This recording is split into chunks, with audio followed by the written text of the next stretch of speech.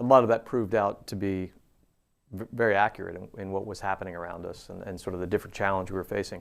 The ultimate conclusion, though, was, and again, sort of oversimplifying a few years of history here, but was that this was accurate, right? This model, that's what we look like in special operations, and we wanted to retain some of that, but we also had to change, right? And so in looking back, what we were really seeing was not just leadership up here, this sort of bureaucratic structure here, and then teams on the ground. What was actually happening was very similar to what we see inside of big organizations today in the work we do at McChrystal Group. These teams down here, when they're well functioning, they are, this 20-person unit in special operations, or a 4-person sales team, or your R&D, best R&D units, et cetera. Any organization has these effective teams that are down to the edge of the organization. When you look at them, they're actually little networks themselves. And by that we mean there's a structure on paper, right? This is the person that's in charge of this team.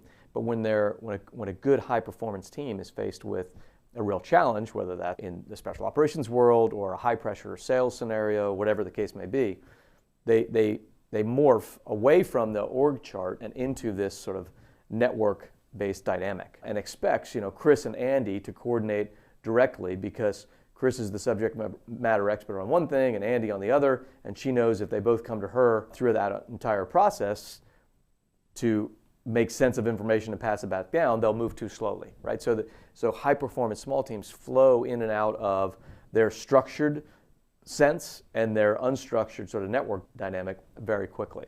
And we've all experienced this at points throughout our careers, or on sports teams, or if you're in the military. So a lot of that makes natural sense. And a good organization can take for granted that, when I get down to the edge of the organization, I have these high-performance teams that can do great things, right? Which was fine. And then we also had, and we see this and they functioned as this high-performance network as well, right? And they had trust lines and relationship lines that went back generation.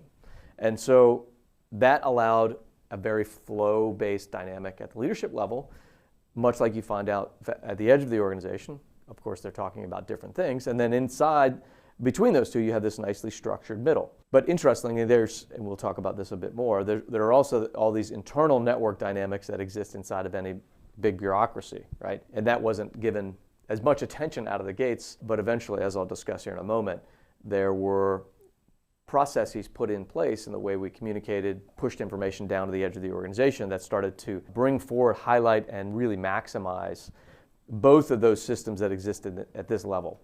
Both the structured decision-making process that exists along these, call it the black line part of the organization, and understood where and when to pull in, leverage, and allow these network dynamics to grow and evolve organically as the problems around us in the environment started to change as well. So the goal ultimately was to become a hybrid between these two systems, right? We knew we had great teams on the ground. We knew our leadership acted as a great team.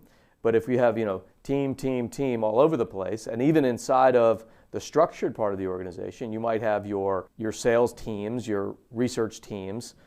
So you have all these great pockets of highly effective, high-performing small teams, but how do you connect them together? And this leadership up here, there was a recognition, if we're going to be successful in the information age, we need to retain and continue to leverage the natural strengths of a bureaucratic system, right?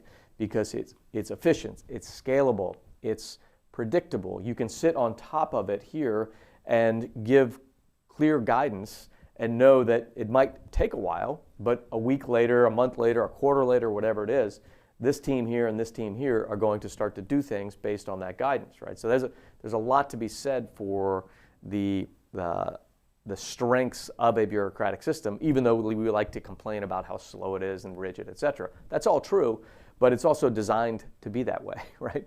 You slow things down, you add a sense of rigidity, and it de-risks the likelihood that some random team or actor over here is going to go off and do something that's out of line with your strategic intent, right?